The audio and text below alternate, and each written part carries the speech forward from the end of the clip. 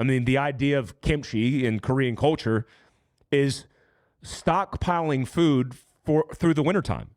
So if you have cabbage, which you have in the summertime, and it grows all over the place, well, in the wintertime, there's not going to be cabbage available.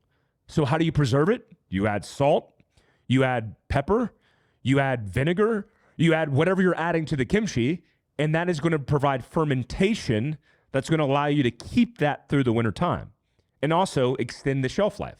Now we're talking years. The general rule of thumb for jarring most foods is it extends the lifeline to about 2 years.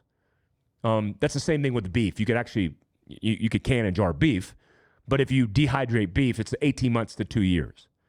If you take a can, an aluminum can, and you preserve it because you can it yourself, you're extending that to about 5 years. Why is that important? Because guys, when you can and jar, one, if fermentation is part of the process, which is allowing bacteria to enter that and it ferments the vegetable, that's really good for you. That's good for your bacterium, the bacteria in your gut.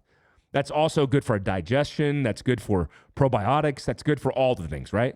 Especially if you're eating 25-year shelf life or meals ready to eat. Anything preserved with high sodium, that's going to offset that. Also, you don't want bacteria. That's part of the reason why you can and jar a certain way. You have to be very clean when you do these things. You're extending the lifeline with no bacteria of these certain foods that you want, and that is going to be as you open it up. Like Camel Soup puts in an aluminum can and changes the world and the industry of canned foods. You are preserving that for an extended shelf life for a long period of time. Again, the foods that you enjoy.